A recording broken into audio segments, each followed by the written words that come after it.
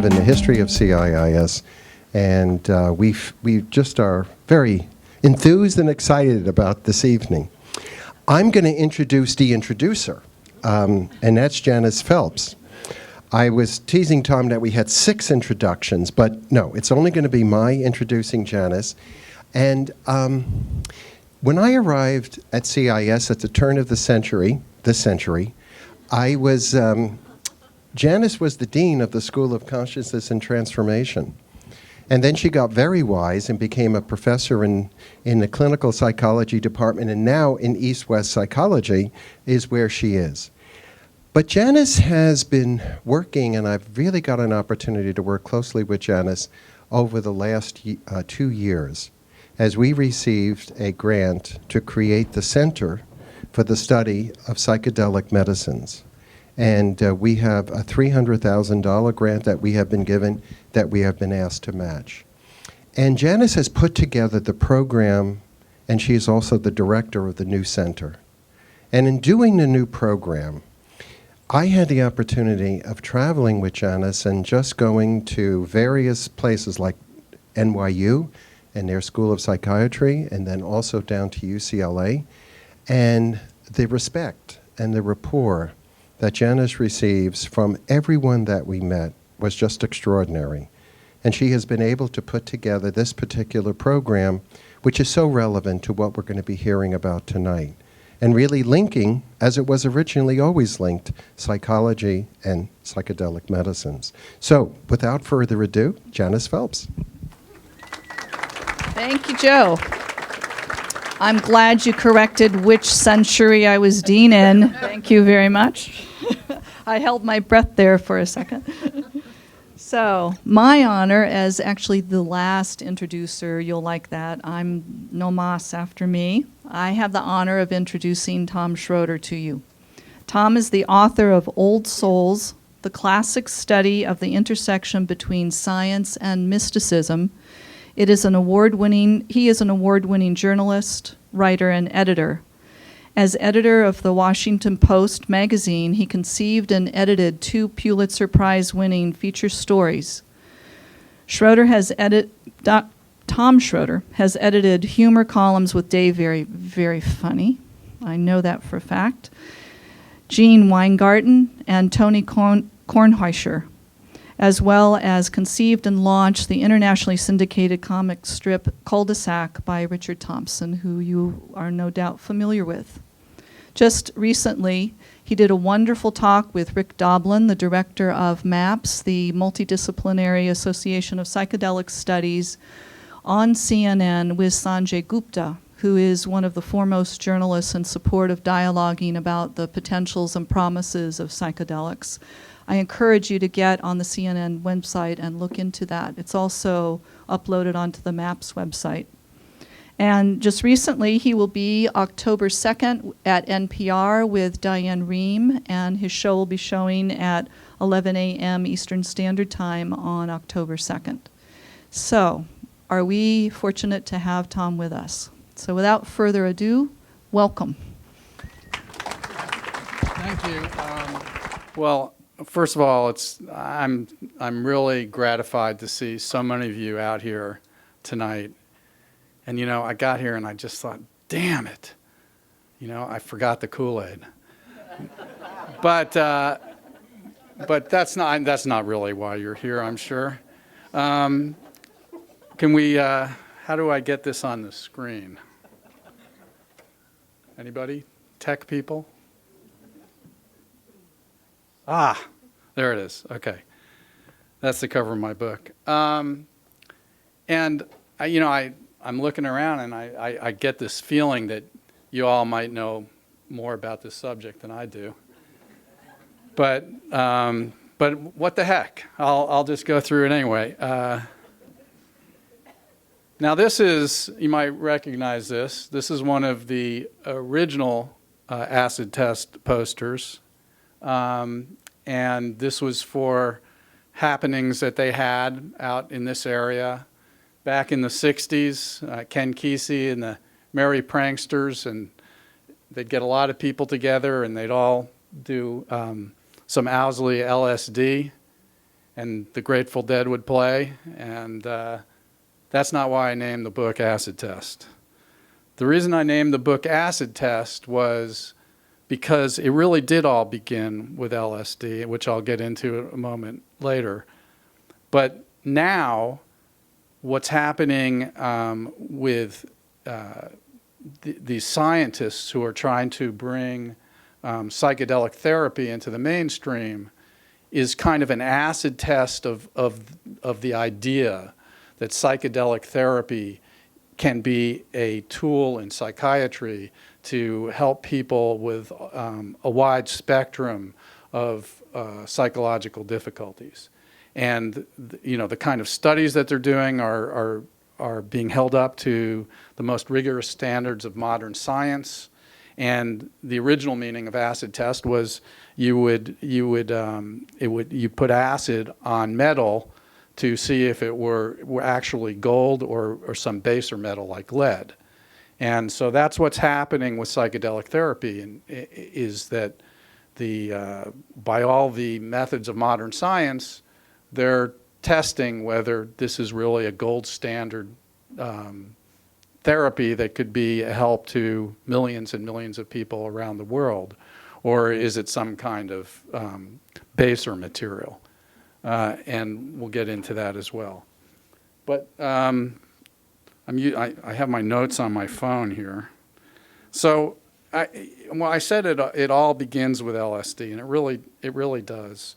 When a Swiss chemist named Albert Hofmann accidentally discovered that this compound that he'd been working with had psychoactive properties. And there's a real irony about this that's not very well noted. When Hofmann was a child, a young boy in Switzerland, he had spontaneous experiences, and he described it this way. He was walking through the woods near his home, and he said, all at once, everything appeared in an uncommonly clear light. Was this something I had simply failed to notice before? Was I suddenly discovering the spring forest as it actually looked?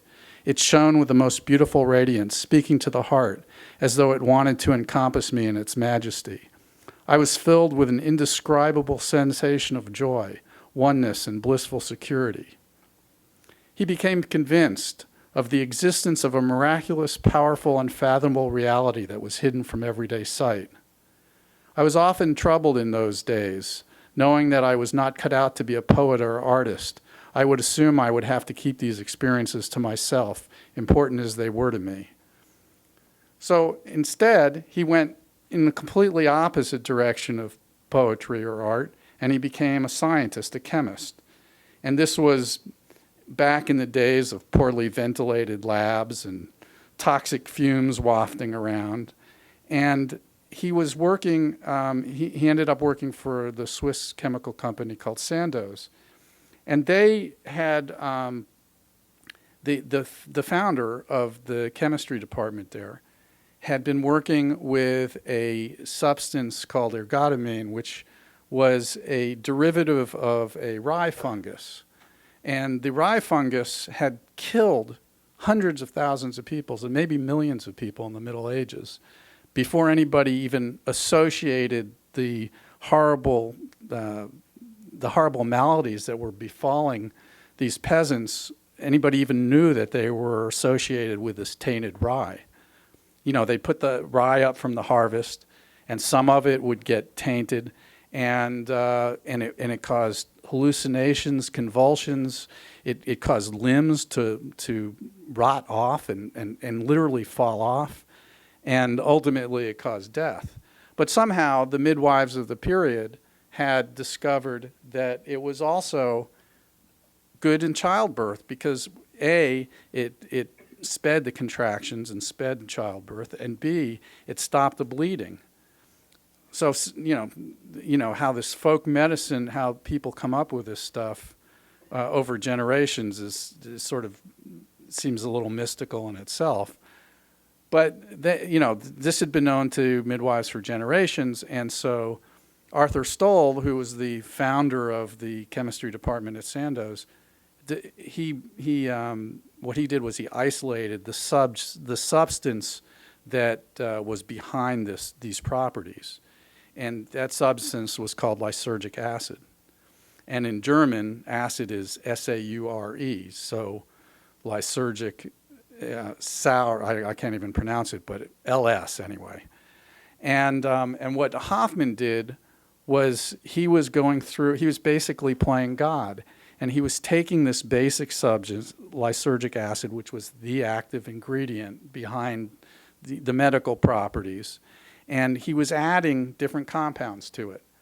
And he just was sort of things that might seem like it would cause an interesting reaction with the lysergic acid. And the 25th compound that he tried was diethylamide, which was a derivative of ammonia.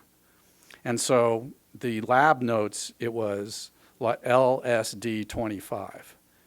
And he tried that, and they tested it on some animals, and the guys in the lab weren't impressed. They said, yeah, it does have some sort of, it does have some effect on the blood, but we have others that do better than this, that constrict the vessels more.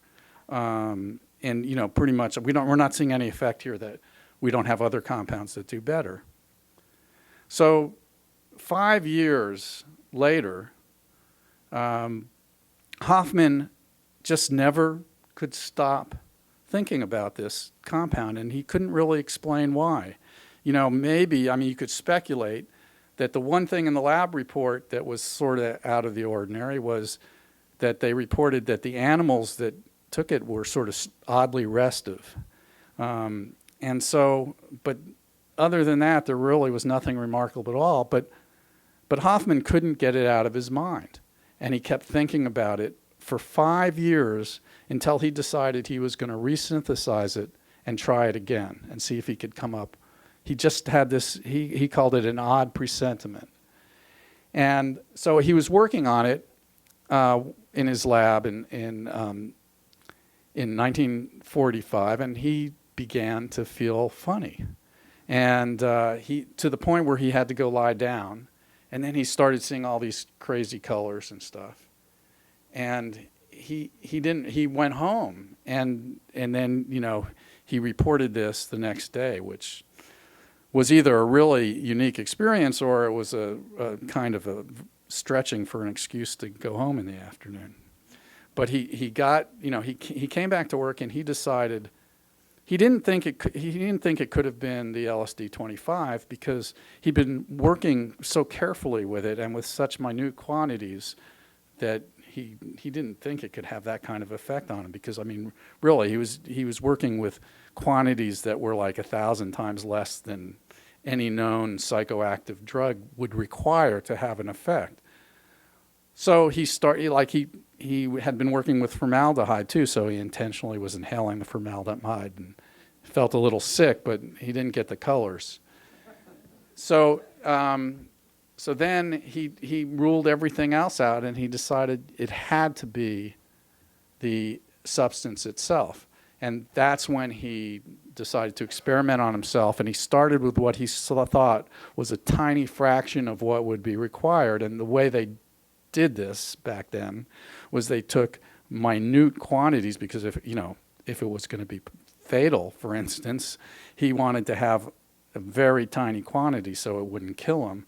And he took what he thought was a minute quantity, and I'm sure a lot of you here know about Bicycle Day. This is when he had the first full-on LSD trip in history, and this was during the war, so you couldn't drive cars home, and so he and his lab assistant was the only one at Sandoz who knew he was doing this. And so he and his lab assistant got bicycles and tried to ride back to his house. And I'm sure that at least some of you in this room could imagine what that must have been like. And he got there, and he was scared. He thought he might have poisoned himself and ruined. He had a wife, he had kids, he had a career that he was very happy with. And here, with this sort of rash act, he was afraid that maybe he was going to ruin his life or maybe even kill himself. And so with not knowing the effects of this drug and having no sort of understanding of what was happening to him and having that fear that maybe he'd done something that was fatal, it created this nightmarish trip.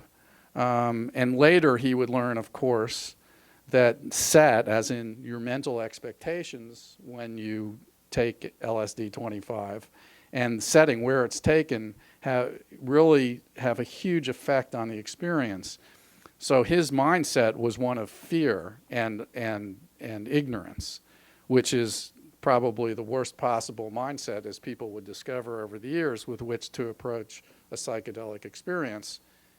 And yet he had a doctor come over and check him when he was in the middle of this, and there wasn't anything physiologically wrong with him.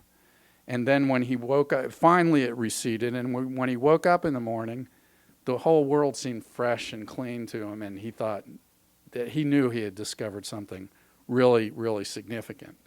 And so Sandoz sent this, they first of all, they couldn't believe that it was as powerful as he said it was, so some of his bosses tried it too. And he got a kick out of their reports when they came back. But so they decided to send this around the world to labs and to researchers all over the world. And this became an immense revelation. And in fact, it was really the beginning of neurological science, because up to this point, nobody had any idea about brain chemistry or how the brain, how the chemistry of the brain related to experience. And this was the first time where they saw that this chemical could have this gigantic impact on a person's awareness and on his experience. And then they noticed that there was this other chemical that was in the blood that constricted blood vessels was its main purpose, and this called serotonin.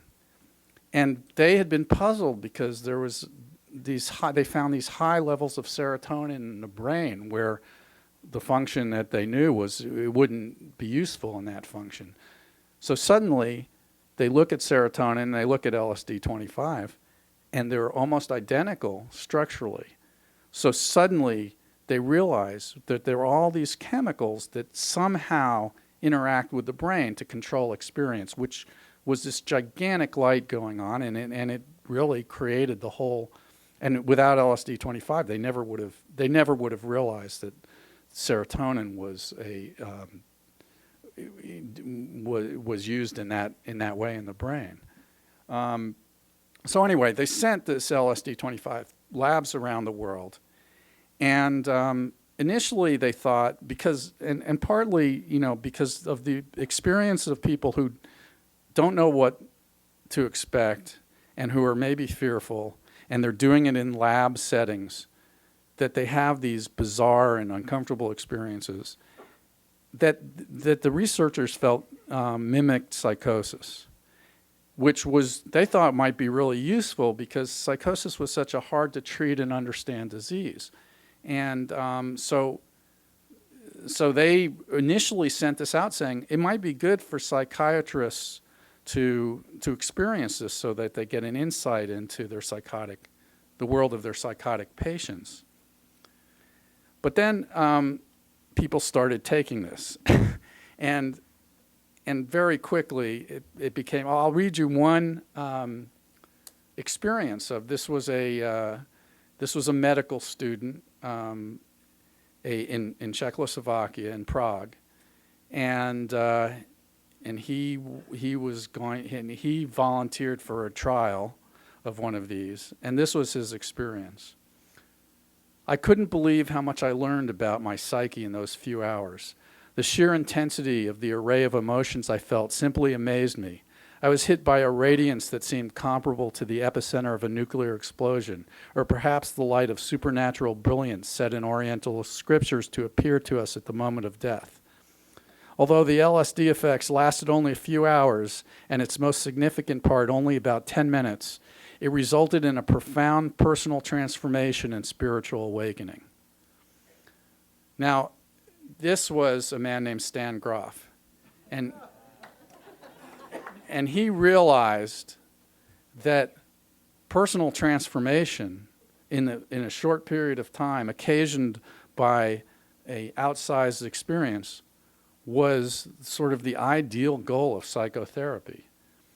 The frustration that he had trained to be a psychiatrist, but he had a psychotherapist, a Freudian, and his frustration was that the Freudian theory was fascinating and brilliant, but the experience of practicing Freudian psychotherapy was that people kept going to therapy for years after year, even decades, and never got better. And that was the reality. And to the point where he was thinking, he was interested in animation, and he was thinking of going back to that dream because he was about fed up with this. And then suddenly he had this experience that transformed him in an instant, really. And he, among others, but he foremost among all, realized that this would be something that could revolutionize psychotherapy. And so he went about testing this, and he ended up doing probably more. He probably supervised, there's no probably about it. He supervised more psychedelic therapy than any human being who ever lived, and possibly who ever will live. But he began to notice a pattern, and that pattern was that what happened with the LSD, and he learned very quickly about set and setting, and that you had to have a safe and supportive environment, comfortable, and that really that the therapist role was more as a guide and a protector than it was as a director, because what he noticed was that the effect of LSD was that whatever the issues of the subconscious that were of most importance to that particular person would begin to spontaneously emerge.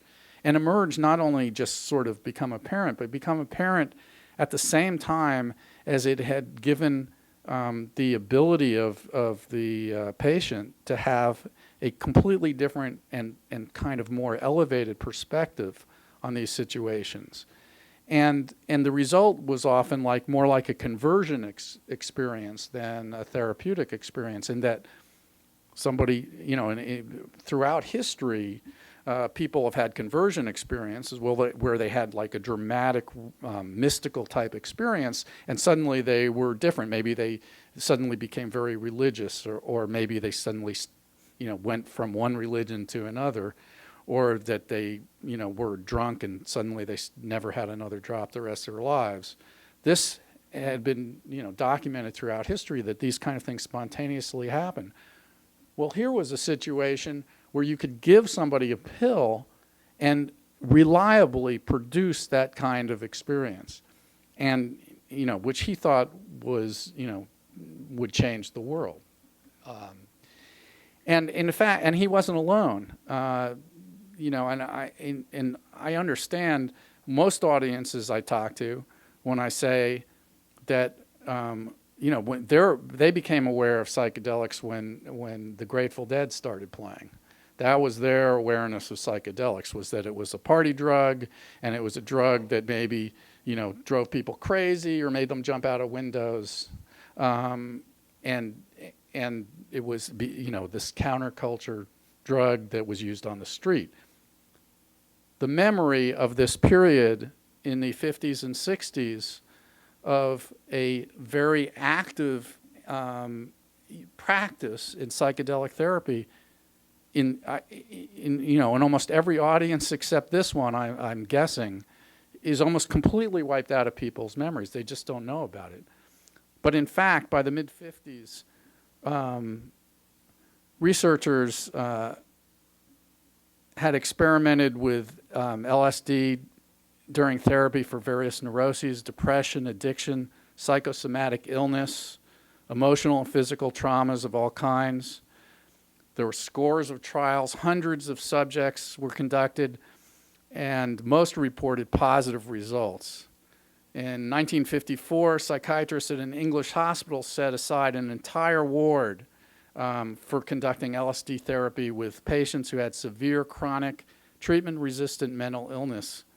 And 61 out of 94, 2/3 of their patients either recovered entirely or improved substantially after 6 months. And their conclusion was LSD, quote, would be of utmost value in psychotherapy. In 1958, an analysis said that, as to why this was, said LSD 25 lessens defensiveness. There is a heightened capacity to relive early experiences with an accompanying release of feelings. Therapist-patient relationships are enhanced, and there is an increased appearance of unconscious material. It became, by the late 50s, this was without question the most widely studied psychoactive drug in history. Between 1950 and the mid-60s, there were more than 1,000 clinical papers discussing 40,000 patients, several dozen books, and 6 international conferences on psychedelic drug therapy.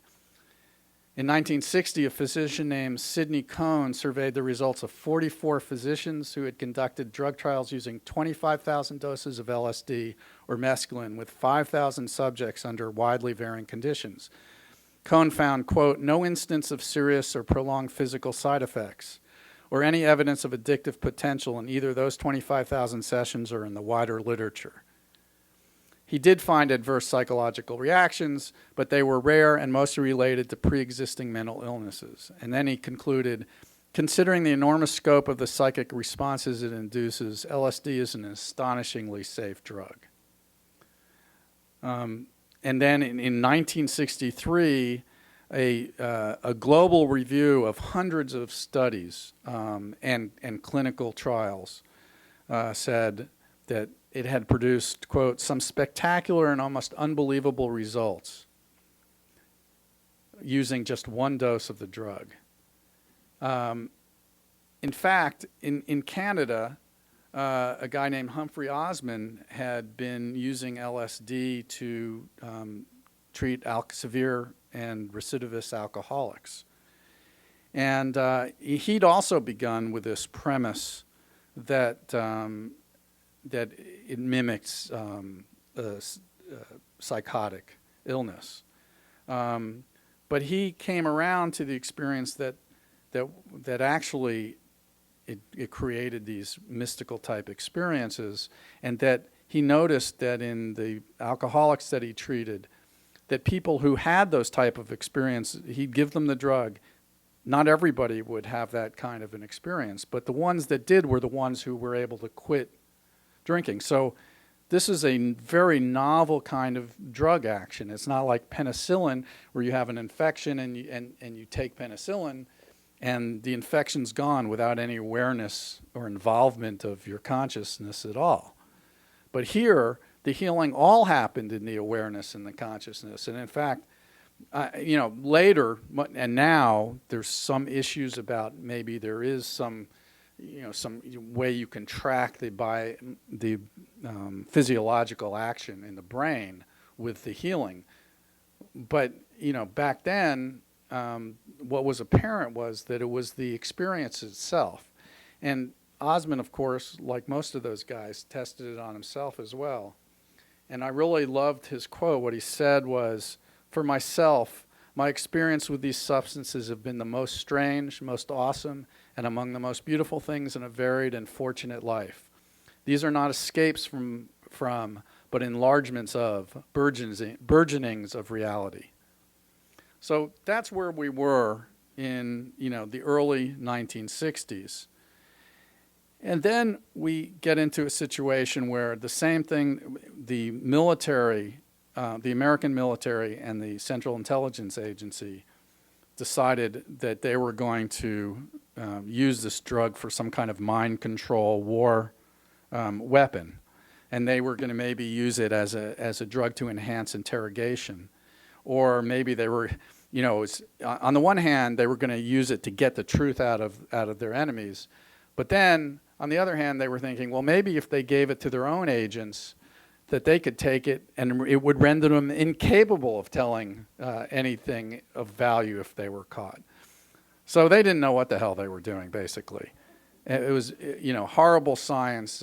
They did things like they had a CIA brothel here in San Francisco, and they would lure people, Johns, into the brothel, and they would slip them, unbeknownst to the Johns, they'd slip LSD into their drinks, and then observed what happened. I mean, it was this horrible, irresponsible, and damaging stuff that they were doing.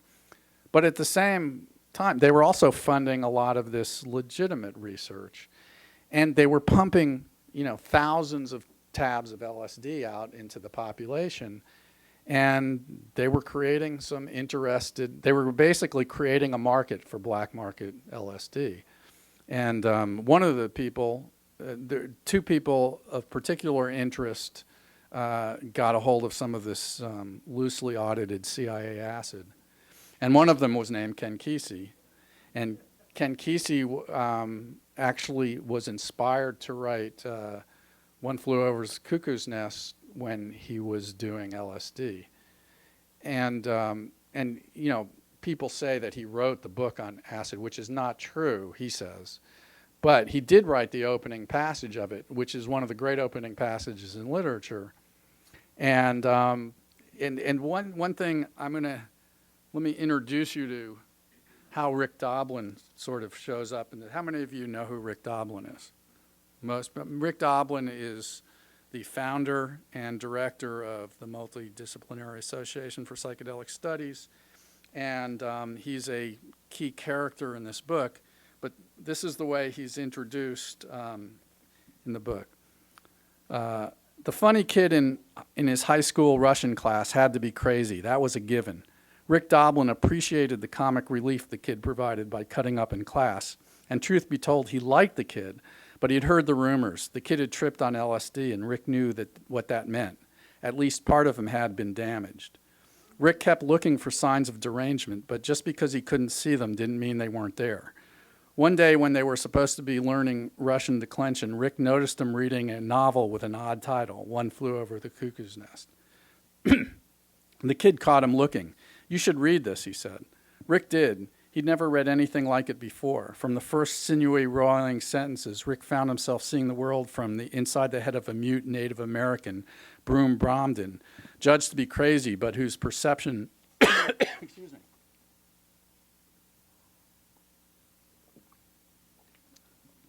Judged to be crazy, but whose perception knifed through reality like a spinning blade. By the end of the idea of sanity lay smashed into shards on the asylum floor, and the inmates seemed sounder and certainly less cruel than their keepers. Insanity and the inside of asylums were completely alien to him. Rick's world consisted of a stable and loving family in an architecturally distinctive home in a well-off neighborhood in the upscale town of Winnetka, Illinois. His father was a doctor, and both his grandfathers had built successful businesses. Despite his place of privilege, he powerfully identified with the book's theme. His family had lost relatives in the Holocaust, and even as a little boy, Rick obsessed about the idea that an entire continent could descend into a self-immolating genocidal rage, claiming the lives of millions of innocents. From a very early age, he felt the possibility of that kind of cultural insanity as a personal threat. Now he could see that Hitler and Big Nurse had a lot in common. When Rick finished the book, he told the kid from his Russian class how riveted he had been. Ken Kesey wrote that book on acid, the kid said. Which was not entirely true. Kesey, who had first taken LSD as a guinea pig in a CIA-funded studies at Menlo Park in 1959, later said the general mood and voice of the book and the protagonist had been inspired by his psychedelic-fueled visions. As far as actually writing under the influence, he admitted only to the first few pages. But what a first few pages they were, including the appearance of the archetypal Big Nurse, one of the great entrances in American literature. And here it is. Then she cites those black boys. They're still down there together, mumbling to one another. They didn't hear her come on the ward. They sense she's glaring down at them now, but it's too late. They should have knew better and had group up and mumbled together when she was due on the ward. Their faces bob apart, confused. She goes into a crouch and advances on where they're trapped in a huddle at the end of the corridor. She knows what they've been saying, and I can see she's furious, clean out of control. She's going to tear the black bastards limb from limb. She's so furious. She's swelling up. Swells tell her back splitting out the white uniform, and she's let her arms section out long enough to wrap around the three of them 5, 6 times. She looks around with her swivel of a huge head. Nobody up to see, just old Broom Bromden, the half-breed Indian back there hiding behind his mop, and can't talk to call for help. So she really lets herself go, and her painted smile twists, stretches into an open snarl, and she blows up bigger and bigger, big as a tractor, so big I can smell the machinery inside the way you smell a motor pulling too big a load. I hold my breath and figure, my God, this time they're going to do it. This time they let the hate build up too high and overloaded, and they're going to tear one another to pieces before they realize what they're doing. Rick didn't know the subtleties of Kesey's relation to acid, but now he had to deal with this disturbing fact that such a carefully crafted visionary work of art, a paradigm-shifting kind of art, could possibly come from a mind grasped in LSD's tentacles. It was no less than a blow to his worldview. His parents didn't even think, and neither did he. Didn't even drink, and neither did he, not even caffeine. And psychedelics were in another universe of evil. A blow your mind, make you jump out windows, eat your brain, mutate your babies kind of evil. So that's Rick's first appearance in this book. But the way Rick entered into my consciousness and really the beginning of this book began in 1975, and that's me. And I was a student journalist at the University of Florida, and I grew up in a town called Sarasota, which is about 3 hours south of Gainesville, Florida. And I was home on break, and I somehow, and I can't remember how, whether I just was riding around and I came upon it or I saw a little notice in the local paper, but there was this hippie building this fantastic house in the woods. And he had this like pet wolf, and there were these. You can see that there's cedar and stone, and he had this gigantic stained glass window, and I thought this would be a nice feature story for the student magazine that I edited. So I drove out there and I spent the day with him. And it resulted in this story in our college little newspaper, Sunday Supplement. And that's Rick at the age of 22, I believe. And that's that stained glass window in his house behind him. So that was that. I mean, I went back and I looked at the story, and psychedelics aren't even mentioned.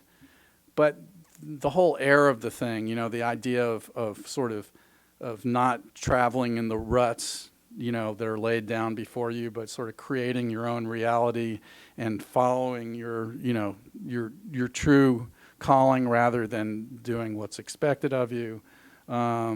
This idea of quality, of really trying to express yourself through all your actions, even like, if you're laying a brick wall or you're sanding a floor, that all of these things were, kind of an important expression of your reality. And all these things were kind of floating around in this milieu of people who had experienced psychedelic drugs.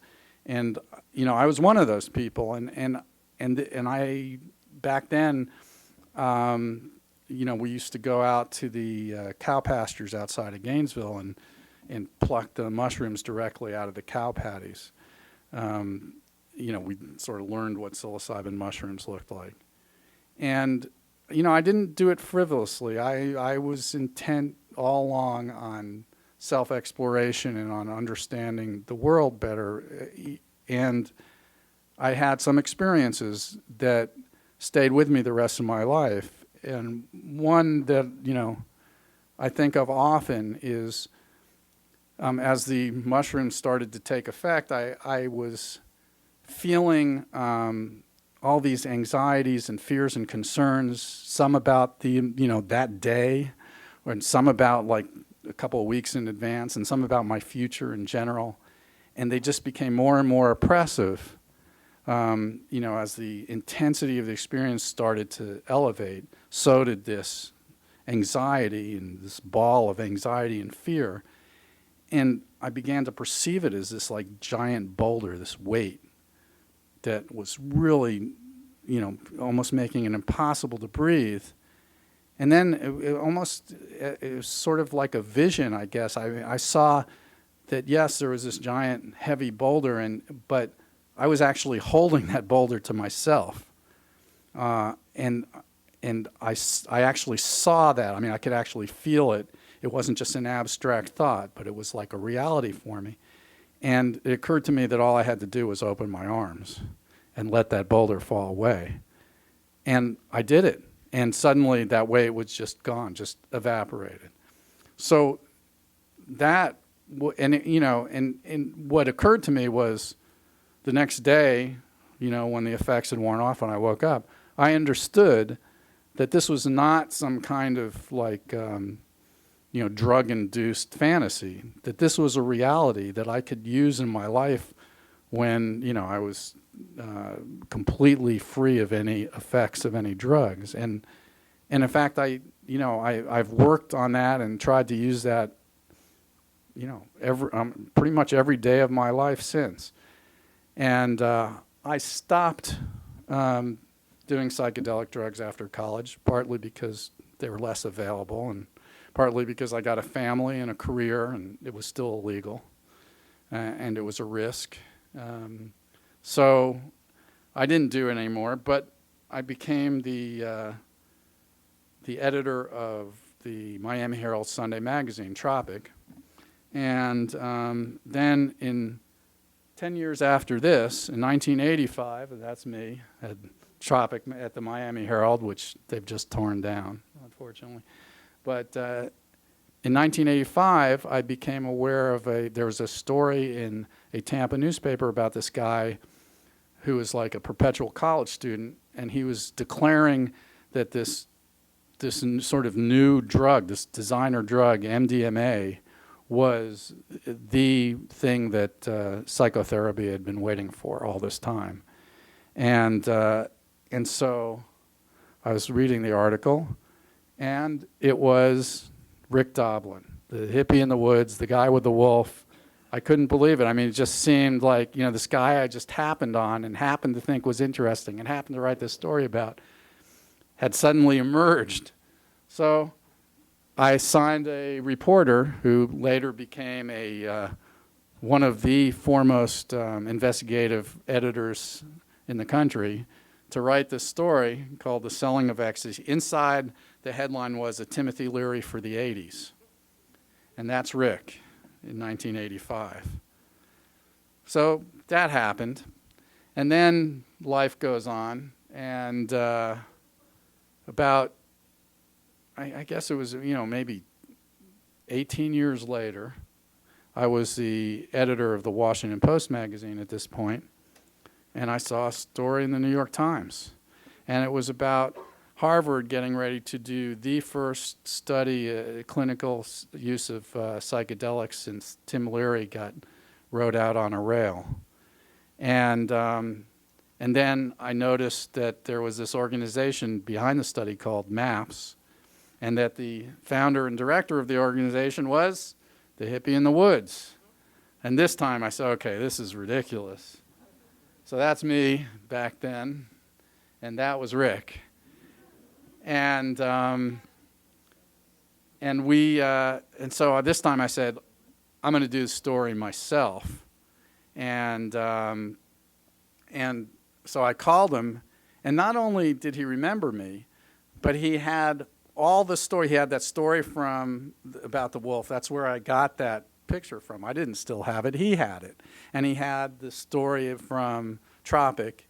And not only that, he told me, just that day, just the day I called him, he had shown both of those to his board of directors by way of trying to convince them that his image had come so far from this like Tim Leary, scary kind of freak to this, this guy who's behind the first psychedelic study at, one of the great institutions in the world. And so at that point, I did a magazine story, and let's see, let me surprise myself. Okay, and this is Dr. Michael Midhofer, and he was doing a study. Actually, the Harvard study got into trouble, and the reason it got into trouble was because they got a new president at McLean Hospital, and he didn't want to deal with Rick. He felt that Rick was not somebody he wanted, or MAPS was not something that they wanted associated with the university, so they had to figure out a way to get the money directly contributed to the program. But anyway, it never really recovered from that. But there was an ongoing study that was already in progress in Charleston, South Carolina, and Dr. Midhofer and his wife Annie, who's a nurse, were co-therapists in a study where they were treating treatment-resistant victims of sexual abuse or rape who had severe chronic PTSD with MDMA. And so I wrote a story about that, and I knew I wanted to write a book about it, but I also knew what was coming. And what was coming was, and this was just after we got into Iraq, and we already were seeing the horrific toll that the fighting in Iraq and Afghanistan had taken on our soldiers that we sent over there. And 20% of them were, as many as 20%, were coming back. I mean, this is the VA saying this, so it's probably higher. But we're coming back with PTSD. And there was this huge crisis. And so I thought that so Michael and Rick saw this, and they wanted to do veterans with combat-related PTSD, and that was going to be their next study. So I had to wait for that study, and then I had to wait for the people to go through the study, and then I had to wait. And then it said in the protocol that they couldn't even ask the subjects if they'd be willing to talk to journalists for a year after their treatment. So I waited for all this, and then and so I got the agreement of one of the people that they treated, a Marine named Nicholas Blackston, to, what I needed was for someone to wholeheartedly commit to telling me everything that was going on and letting me see their sessions, and sort of leaving nothing out. And considering that PTSD is, puts you in a terrible position, a terribly vulnerable position, and that therapy is a terribly vulnerable thing to go through for anybody, especially someone who has PTSD. It's a lot to ask. But Nick had gone through the therapy and felt that it had saved his life. And the Marines have this thing. You don't leave your wounded comrades behind. And he felt that he had lots of comrades wounded like he was, and that they didn't have access to this. So he wanted to do everything he could, regardless of personal cost, to help bring this to the world so that they could see its value. And so he agreed to do this, and that's why I really consider him to be the hero of the book. This is a amazing picture that a friend took in Iraq of him in combat, and he had some just unbelievably horrific experiences there. I mean, he was the guy up in the turret of the Humvee with a 50 caliber machine gun, and he was put in situations. I mean, you know, this is what they did: was they went out in the streets and waited to be shot at, so that they, with their superior firepower, could eliminate the threat. And very often, what would happen is that, you know, Nick said he was expecting to, you know, like professional jihadists to come out firing him. Instead, like 12-year-old kids would come out with an AK-47, just sort of spraying it around. And so he's up there with his 50 caliber machine gun, blowing away these children.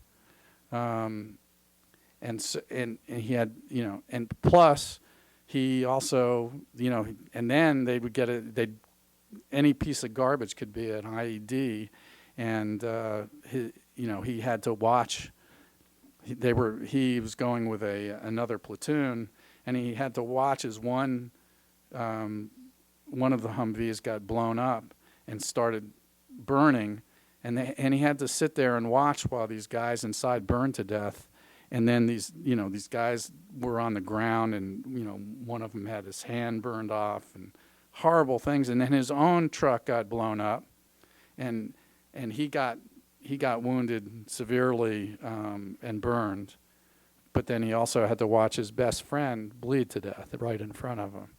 So these were horrible experiences, and just I try to get in the book. I try to really convey what it's like to the effects of this is like.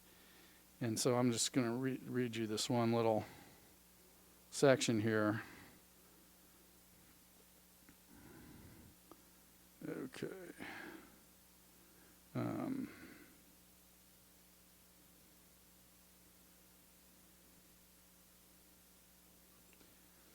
I had heard about guys having flashbacks and all that other stuff, but I thought, this is Nick speaking, I'd heard about guys having flashbacks and all that other stuff, but I thought a flashback was supposed to be where you went back to a moment when you were over there and relived it in your mind, not hallucinating like I was doing.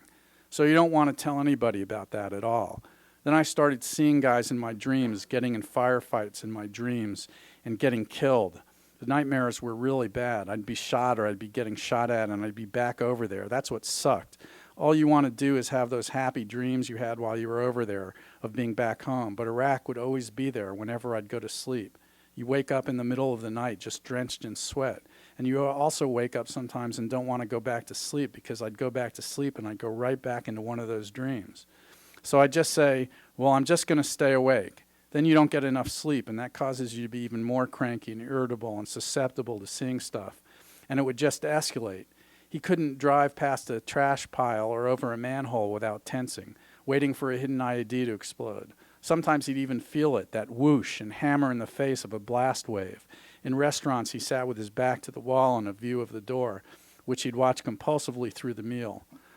One night, Nick shot straight up in bed. "Nick, are you okay?" his girlfriend said.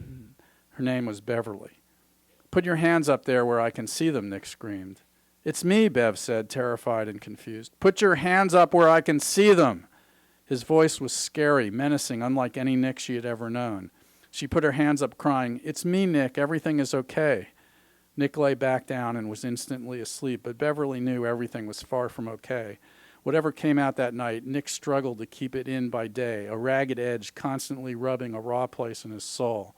It seemed like anything could touch the sore spot, igniting a spasm of pain that would make him howl inside like a wounded animal.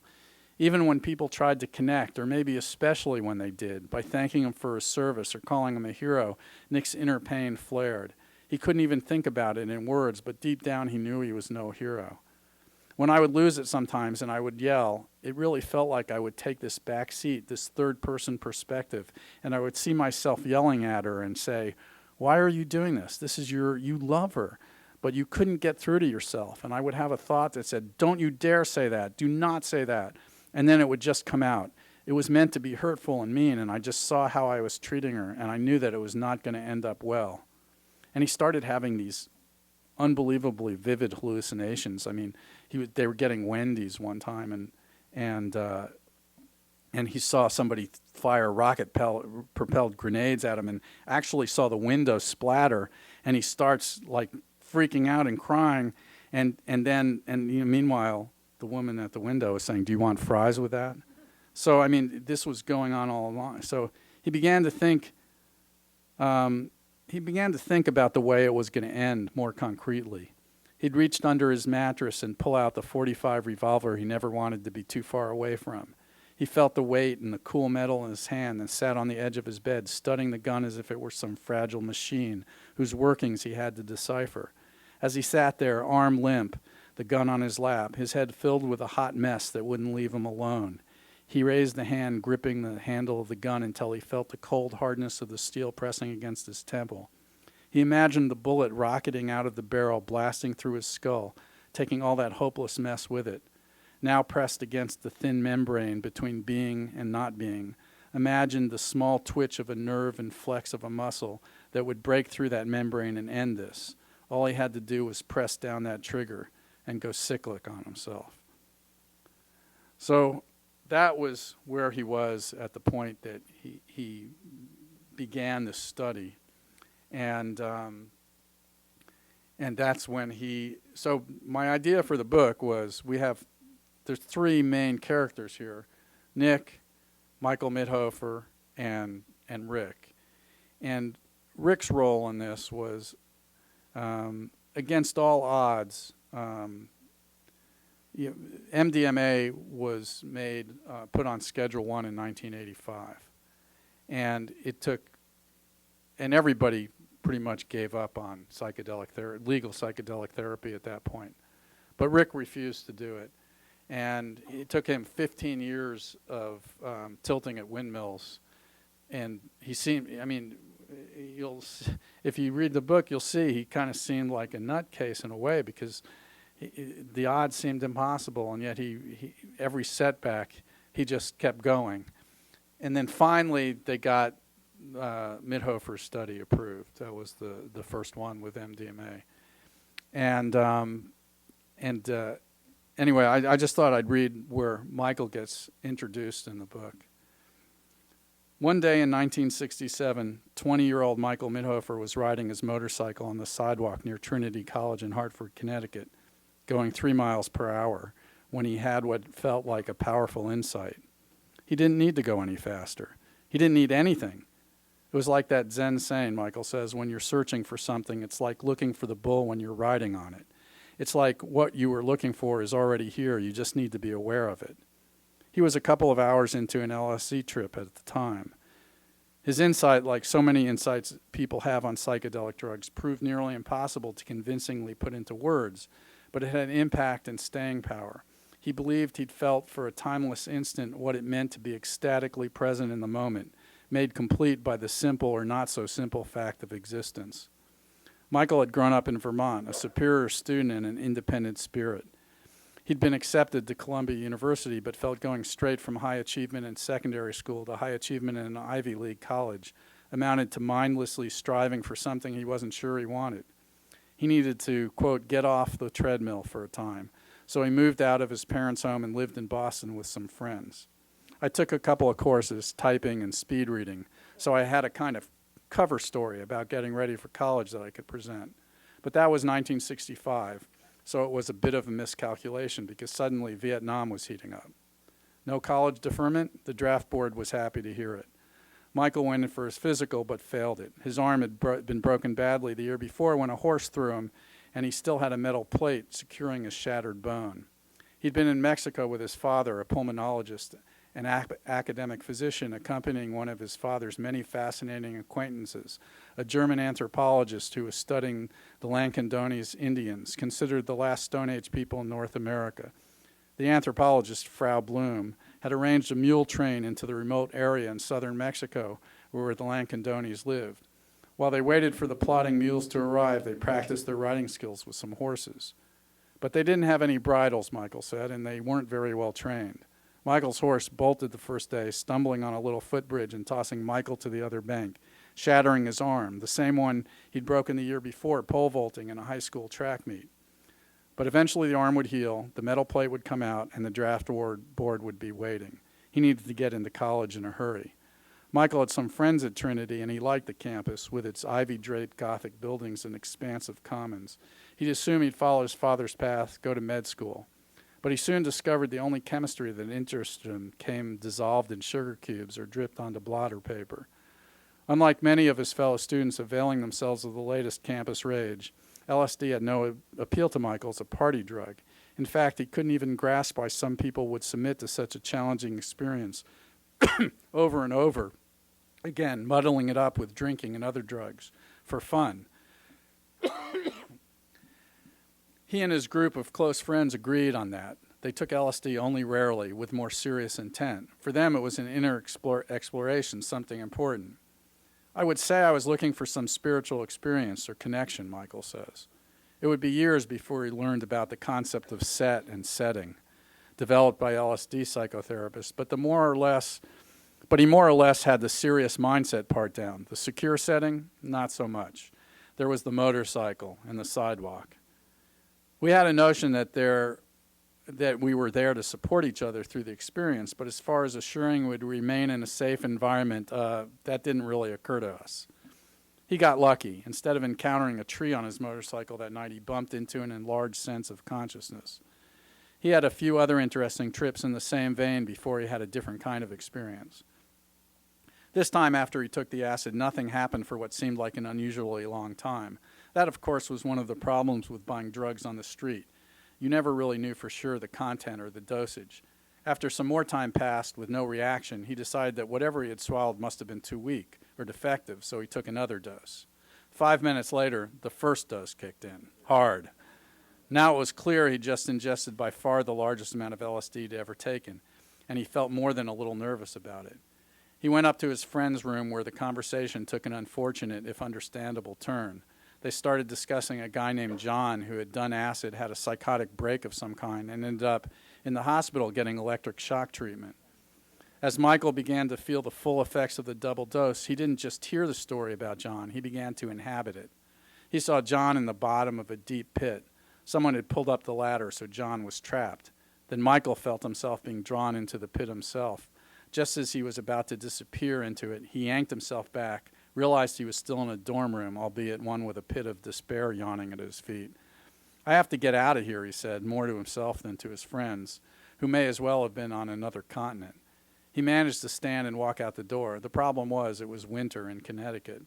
That became apparent when he stepped out the front door to see the snowdrifts from a recent dumping. Inside the snowdrifts, ferocious purple lizards thrashed about, devouring each other in a cannibalistic frenzy.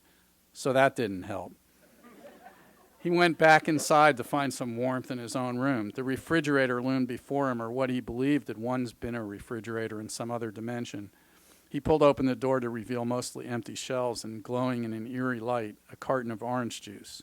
Mustering superhuman concentration, he managed to pull out the carton of juice and pour it into a glass. Not because he was thirsty, but because he hoped the routine process of drinking the sweetness on his tongue might ground him. So far, so good. Then he picked up the glass. The simple cylinder began to warp and waver in his hand as if made of rubber. A jolt of nausea hit his gut. Now he noticed the light itself, the sickly, artificial light, had taken on a malevolent cast. The very space around him began to throb in menacing syncopation. A hostile world closed on him, and he could muster no sense that it would ever change back to the genial, nourishing one he had left behind. Time had simply stopped, and he was trapped now, just as John had been trapped in the pit. It wasn't like he was afraid it wouldn't end. It was simply impossible to conceive that it ever would end. This is what insanity is like, he thought. Somehow he managed to navigate to another friend's place, one he knew hadn't taken LSD. Michael had to pound on the door. The friend took years to appear, bleary-eyed, his girlfriend stirring unhappily in the bed behind him. He let Michael inside and led him to a mattress on the floor where Michael sat, forever. He couldn't feel his body. His disembodied mind floated around the room in a futile loop. The darkness dragged on infinitely. What had he done to himself? At some point he became aware of a faint glow leaking through the curtains. He'd made it to morning. He let his mind tentatively explore its connection to his body. He was back, if still somewhat tenuously. Shakily he stood and let himself out. The morning air hit with a frigid slap, and he realized he was barefoot. A patch of grass had melted through the snow. he took an icy step, then another, and he was standing on the cold, cold grass, once again connected to the familiar, sustaining earth. Well, that was the beginning of Michael's story. He became an emergency room doctor. Well, first of all, he went sailing around the world with Annie for a while, but then, and was thinking about continuing that forever.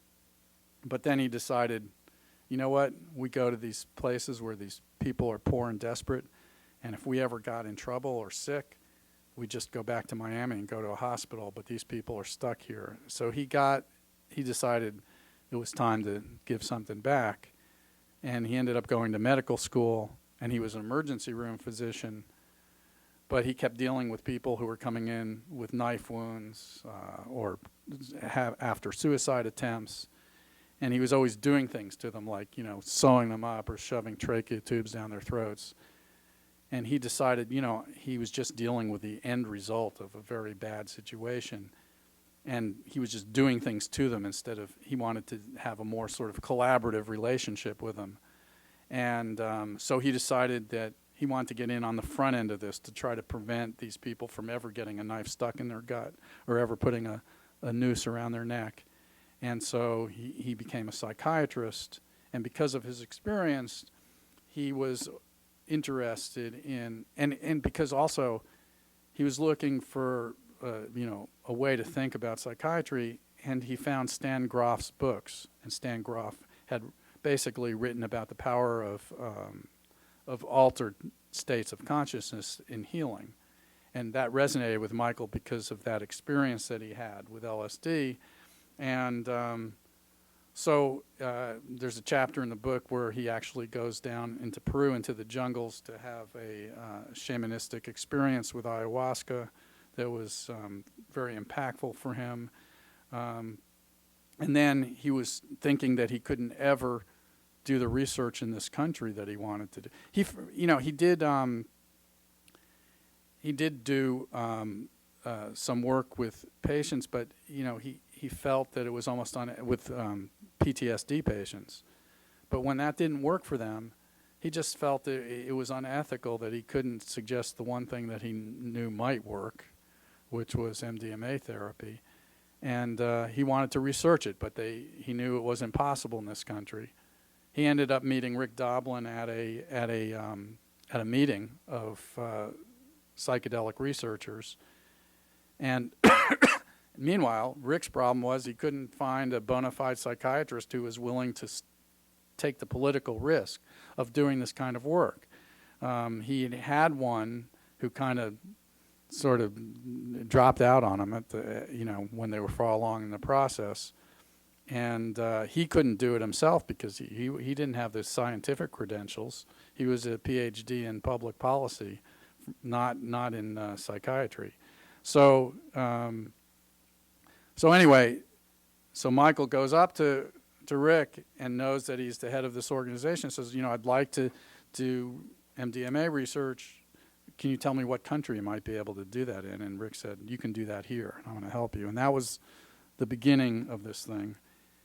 And Nick was, you know, a very happy conclusion to it. And he was basically completely healed. And this is what he looks like today. Shilling for me. But his lovely wife is pregnant, and they're going to have a baby soon.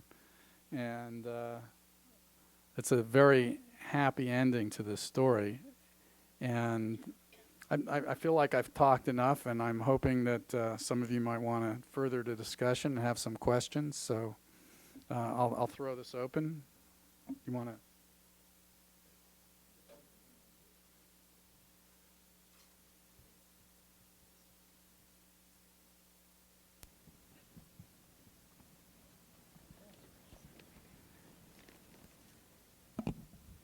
I have a question.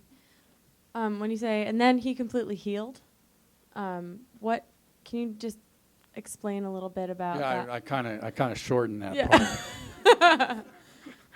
Was he using MDMA, and what were the sessions like, and what does it mean that he healed?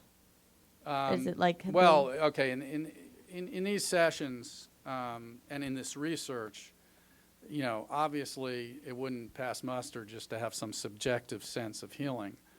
So they used the sort of state-of-the-art diagnostic test for PTSD.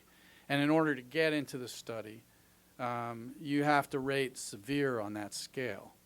And, it's this long interview with a psychologist, not Michael, but with an independent psychologist who specializes in these tests.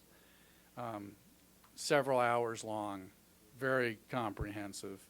And this is what, this is the sort of gold standard in diagnosing PTSD.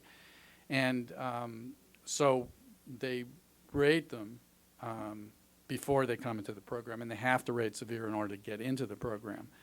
And then they retest them, after the therapy. Then they retest them again 2 months later, and then they did a long-term follow-up that was as much as 3.5 or more years later.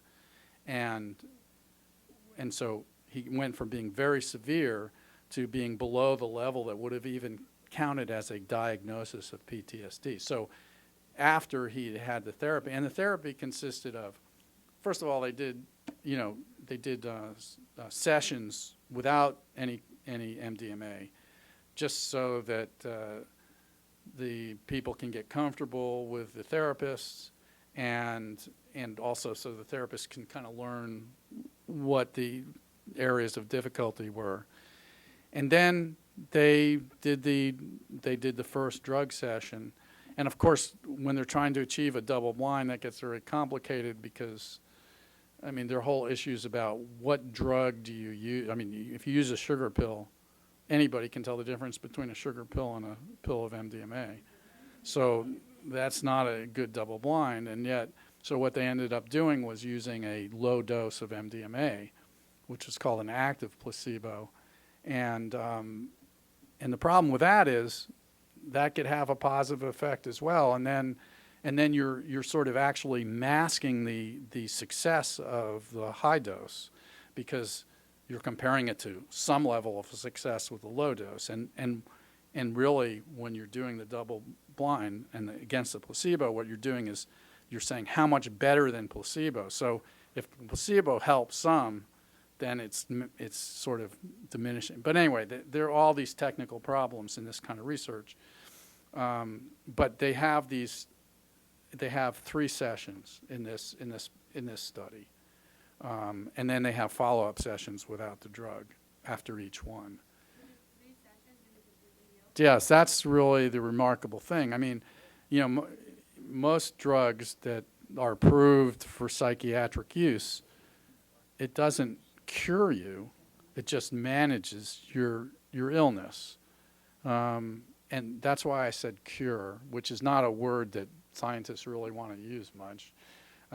But we're talking about people who have had that transformative sort of conversion type experience where, they were totally in the grips of this sort of obsession with fear and hyperreactivity and anger and self-destructive impulses, dreams, hallucinations, all that stuff.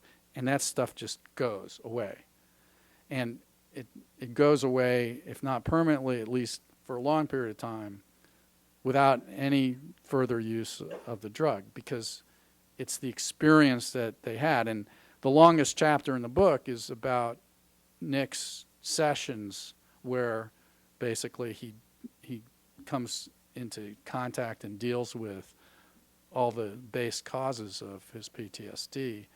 And then it deals with the aftermath, which is not like just some smooth, untroubled thing, but basically, one person in one of the earliest trials said it was like I was in this jungle lost, and I couldn't find my way out, and the MDMA lifted me up so that I could see the jungle as if it were a map, and I could see that there were paths out of it, and which I had never been able to see before. And just knowing that, even though I was still in the jungle when I came back down, just knowing that I had seen that there were paths out of the jungle saved my life. and then they spent, the work necessary to actually find the path and take it out of the jungle. But in many cases, there's just tremendous instant relief. I mean, Nick felt euphoric. He felt wonderful afterwards, and he suddenly started wanting to eat broccoli, not because he felt he should, but because his body told him that would be good for him. He started to be in touch with himself, and just recently, Johns Hopkins finished this pilot study where they were using psilocybin sessions to treat long-term smokers who had never been able to quit, and they had an 80% success rate, which is unheard of. The conventional methods for treating smoking addictions at best have like a 35% success rate. So this is just amazing, and what the subjects said happened to them was that their basic idea of themselves shifted in these sessions because they had these sort of transcendent experiences, and values such as before they were mostly interested in that instant pleasure, that had a higher value to them and now that what they really care about is their long-term health and well-being. So, that is a dramatic and basic. If you go through life sort of grabbing for pleasure, and then the next day after you've had a session, suddenly you think, I don't really want to do that anymore. It's not like they're instructed. It's not like somebody taught them a lesson. It's like this experience that they had just made them see themselves and the world differently, permanently. Do we need the microphone for the? Oh, okay. Do we only have that one? Go ahead. Hello. Thanks for a great talk. I actually just finished a residency in psychiatry. I'm wondering, what are the hurdles that would need to be overcome in order to get sufficient randomized controlled trials that could prove efficacy, which will probably be required by FDA, DEA, all these guys to, get where, you could get tens of hundreds of thousands of people, assuming that it is, indeed a good therapy, that it could be used on a, on a larger level. Well, the good news is that the hard work on this has really been done.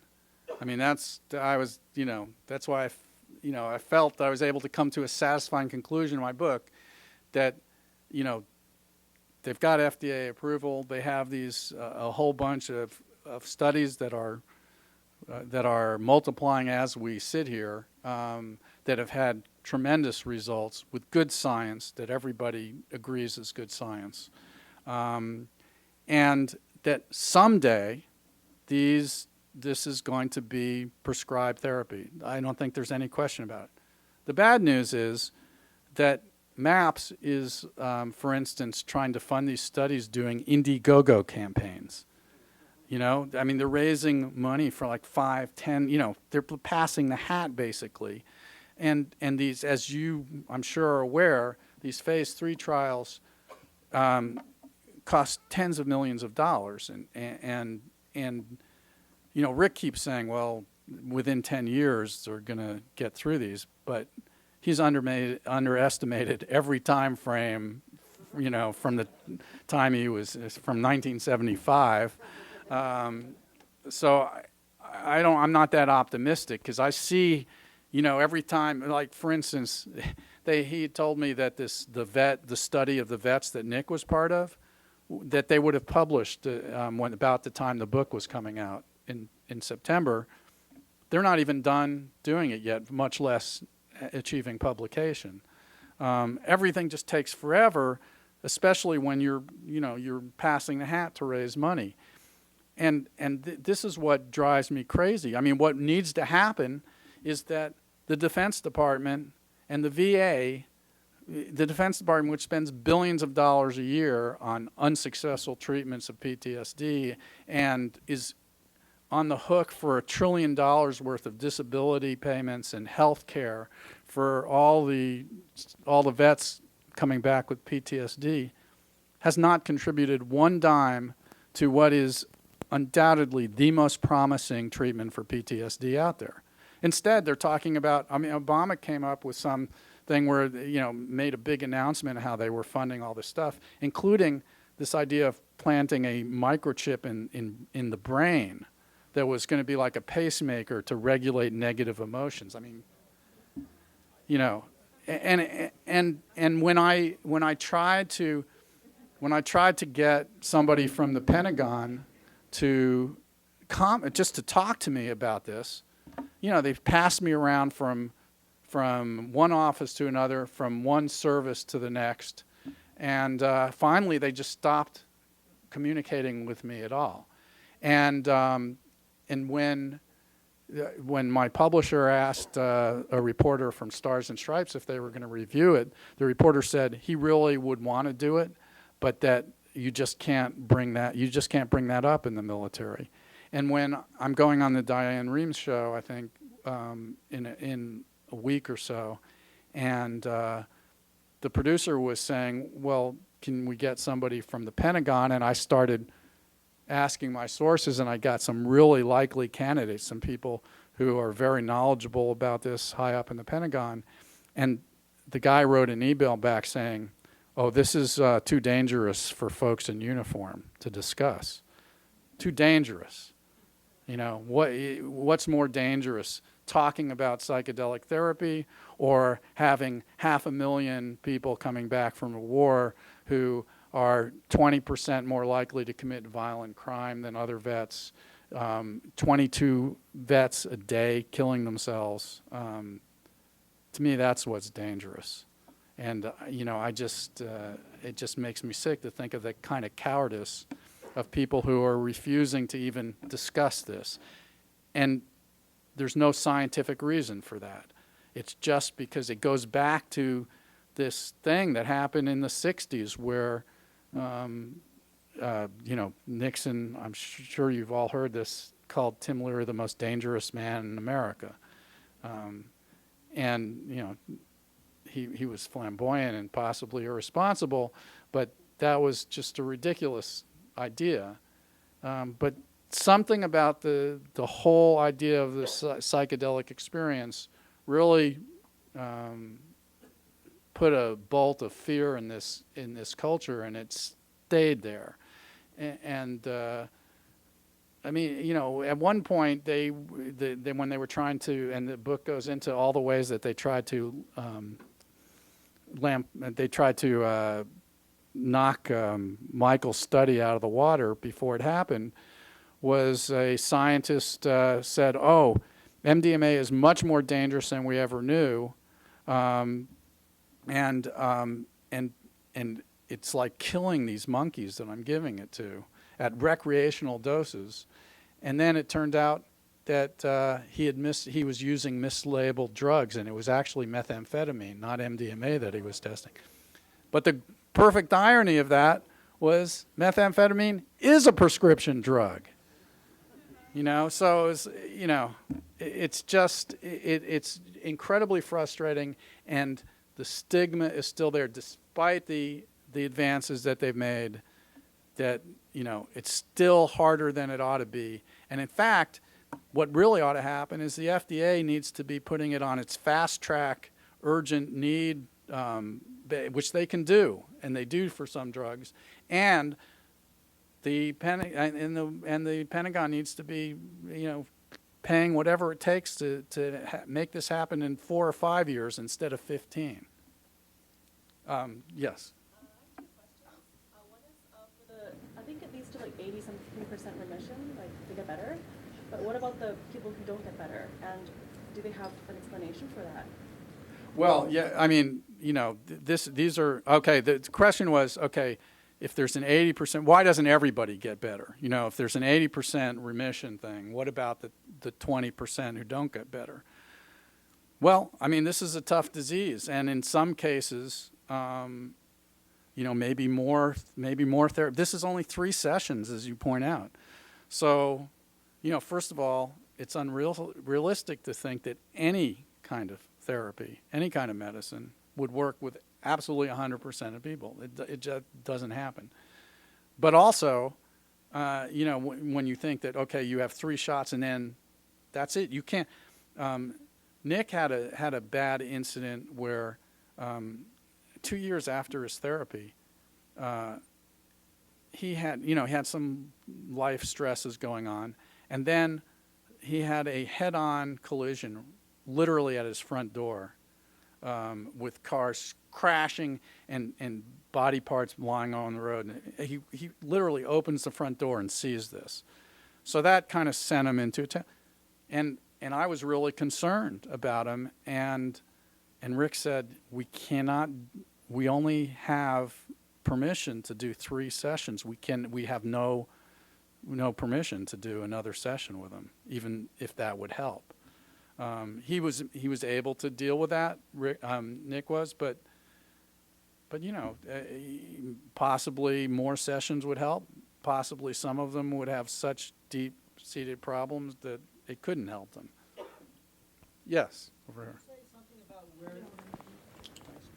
I wonder if you could say something about where the science seems to be right now as far as connecting up the psycho-emotional experiences with measured long-term neurological changes, and what that implies for the disease model of addiction. Well, let me just talk for a second about PTSD and MDMA. They're starting to do more fMRI studies where they're actually picturing the brain's activity on MDMA. And there's a researcher named Torsten Passy, he's at Harvard now. He's a German, and he does a lot of this work. And he first of all, he cautioned me that our understanding of how the brain works is more like is less like a oil painting and more like a crayon drawing. So, it's based on but it's beginning, at least we're getting a picture. And the understanding of what happens with PTSD is that normally our memories are created, they come in through the sensory to the more basic parts of the brain, then they get fed up to the more advanced parts of the brain, which give them meaning and context and place them in relationship to all other experiences that you've had in your life. And then they go back down and are stored as fully kind of realized and contextualized memories. But in a traumatic experience, it doesn't function that way. And the experience comes in, and the brain, just to anthropomorphize it a little bit, thinks it's too dangerous to send up. So it clamps down on that memory, and it keeps it, and it shoves it down in the cellar. And then your brain, the rest of your brain begins to act like that thing, that secret in the cellar is a threat to it. And it's and the whole fear reaction that characterizes PTSD starts around these unresolved memories. And when you don't know something, of course, it seems a lot scarier than when you know about it. So things that you only imagine how bad they are. So the brain is freaking out about this scary unknown memory in the back that's repressed. And the brain is repressing it because in the moment of a disaster or of a traumatic experience, they kind of need to stay alive, to not deal with the reality of what's happening, to disassociate to a certain point, and people survive that way. The problem is that once they get out of the immediate life-threatening part, they're still refusing to let that memory come up. So what MDMA does on these fMRI is that they actually repress the part of the brain that manages where the memories are stored. So there's like a guard standing over this memory, and the MDMA chills out the guard, for one thing, and then it enhances the parts of the brain that like send that memory up to be processed. So it actually, and in fact, the effect of MDMA on the brain seen through fMRI machine is the mirror opposite of the effect of depression on a brain. So you know, which also suggests that it could be used in the treatment of depression. So that as they do more and more of these studies, and as they understand the brain better and better, I think that there will be a direct correlation between the impact of the psychedelics on the brain and the nature of the afflictions. Do you have any thoughts on the mechanism of LSD and the idea that it's an approximate serotonin antagonist, as the old research was suggesting? Well, I mean, all these psychedelic drugs mediate on on various serotonin. There are different kinds of serotonin receptors too. Usually they're in the context of suggesting that serotonin is somehow the happy hormone. But, No, that's way too simplistic. Yeah. Really what happens is that, you know, that it's a key in a lock situation where the psychedelic molecule just happens to fit into these receptors that's a serotonin receptor. And it's a very complex thing, and the only thing that you can say for sure is that the brain with LSD and a serotonin receptor instead of serotonin is a different place than a brain with only serotonin in those receptors. Or from what you've studied, do you think it's increasing serotonin or lowering it, or it has a neutral effect? Well, MDMA and LSD have very different. I mean, they all have different specific effects on the brain and the serotonin system in particular. And MDMA has a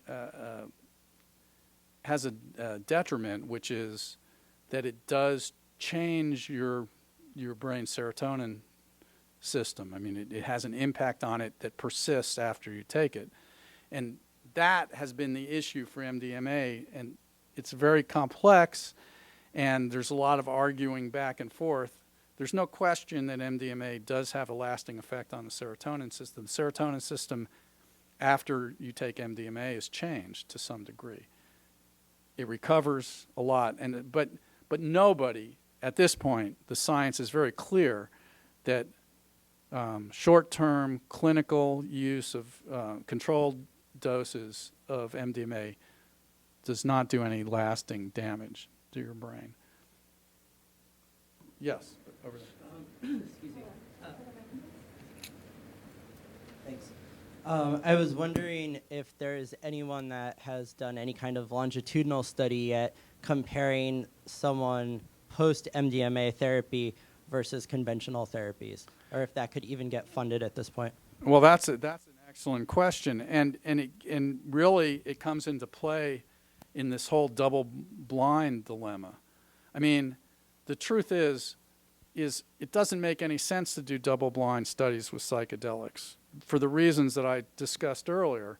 And the proposal that makes sense is, well, let's do it against the standard of treatment. Let's compare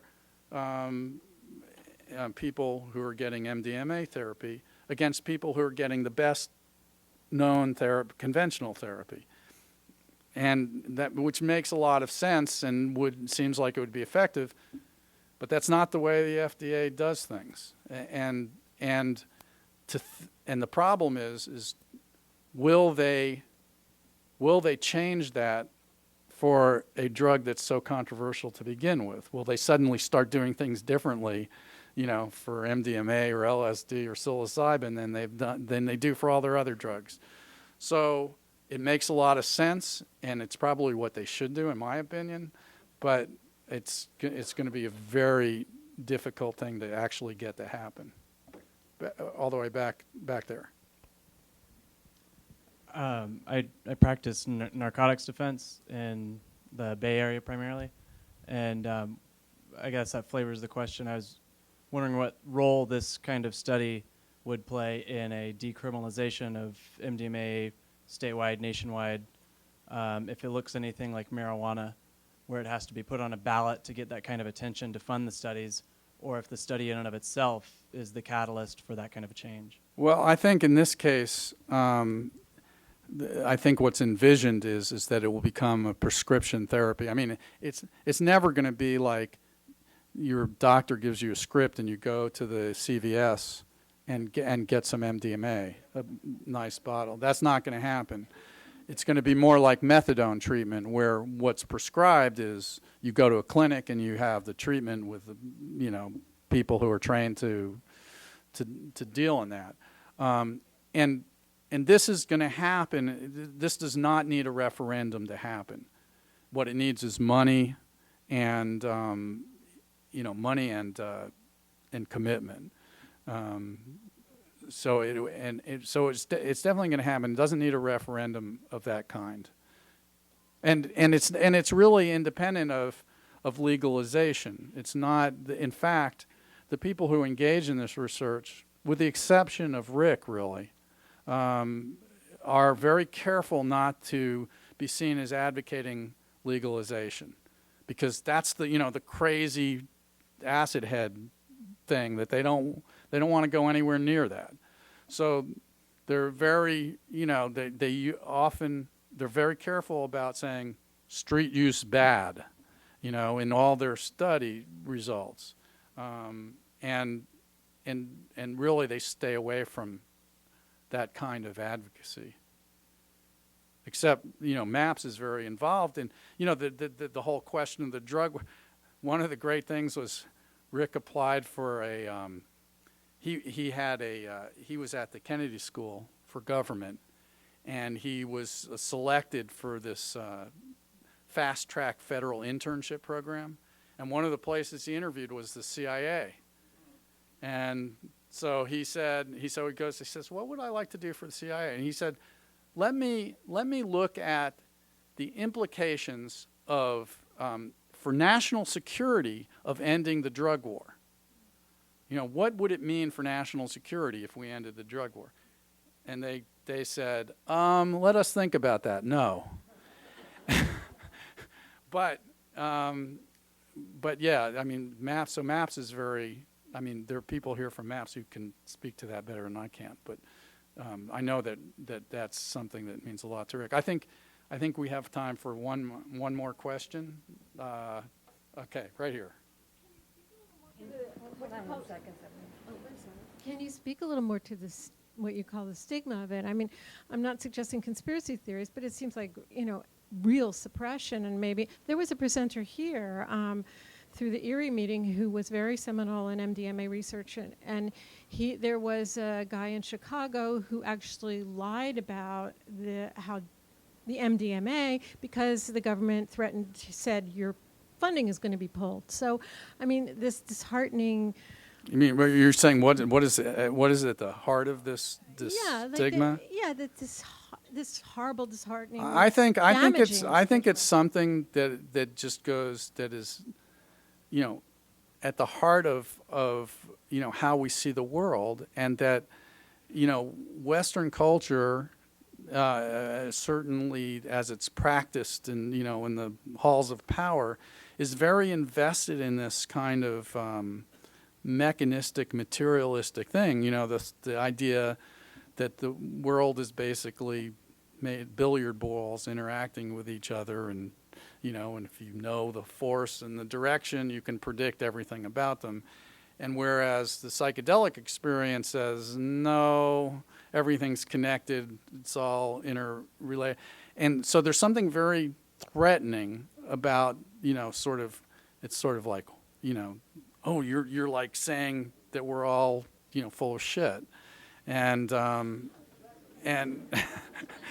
the whole idea that it was caught up with the the whole generational and political situation in the 60s, where